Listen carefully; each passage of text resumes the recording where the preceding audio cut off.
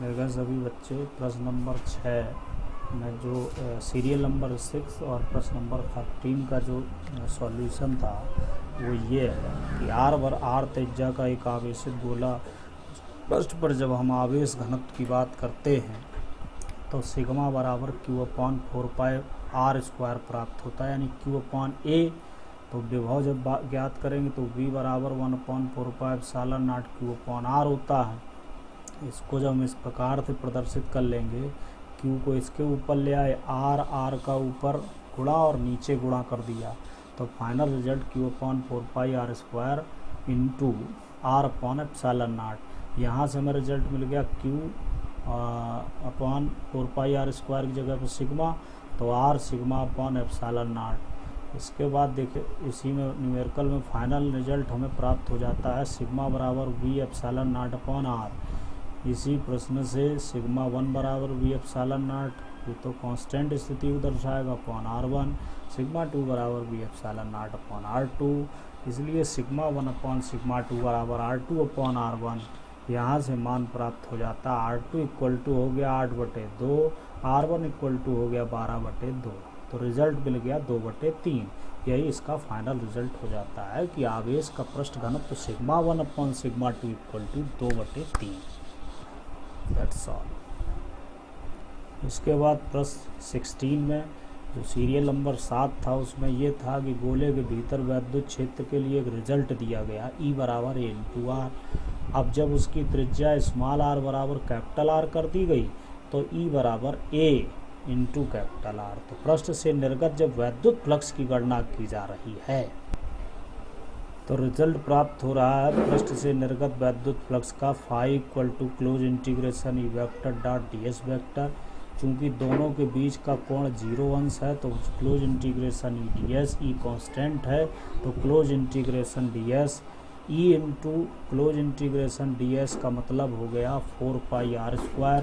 तो फाई बराबर AR into इस तरीके से कुछ लिख दिया गया, E की जगह पर मान रख दिया गया। ये सभी बच्चे ध्यान दें, ये मान 4πr² इक्वल टू हमें प्राप्त हुआ 4πr³ इंटू A।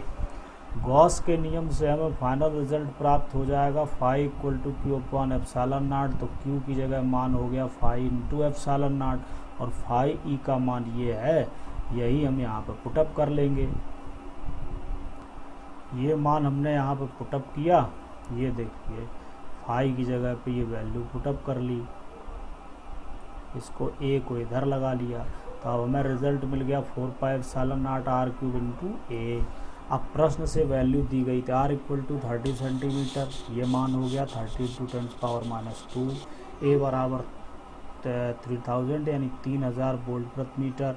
ये वैल्यू जब इसमें पुटअप की गई तो हमें फाइनल रिजल्ट Q बराबर 9 × 10⁻⁹ कूलम प्राप्त हुआ।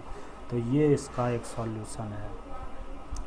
अब देखें बच्चे सभी प्रश्न नंबर जो उसमें 10 दिया गया था और सीरियल नंबर 8 था, उसमें क्या सॉल्यूशन निकाला। उसमें 2 पार्ट थे A और B।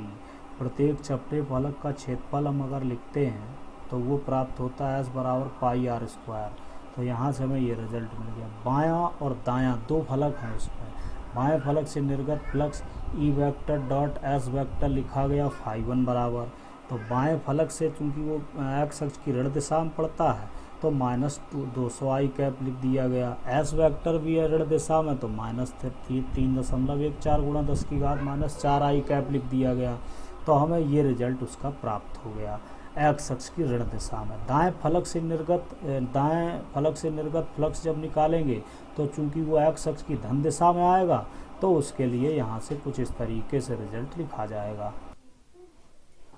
ये देखिए दाएं फलक से इस प्रकार से, चूंकि x अक्ष की धन दिशा में तो ऐसा निकल गया। टोटल हमें वक्र पृष्ठ से निकालना है तो उनके बीच का कोण 90 अंश है E और ds का, तो उसकी वैल्यू 0 हो गया। बेलन से कुल फ्लक्स सभी जोड़ दीजिए, तो जोड़ने पर ये हमें फाइनल रिजल्ट प्राप्त हो गया फाई बराबर 0.1256 न्यूटन मीटर स्क्वायर प्रति कूलम। ये C पार्ट हो गया। अब D में देखिए क्या है, रिलैक्स। ये देखिए D में बेलन के भीतर नेट आवेश Q बराबर φε0, फाई बराबर Q/ε0। तो कुल मिला के ये रिजल्ट प्राप्त हो जाता है। That's all.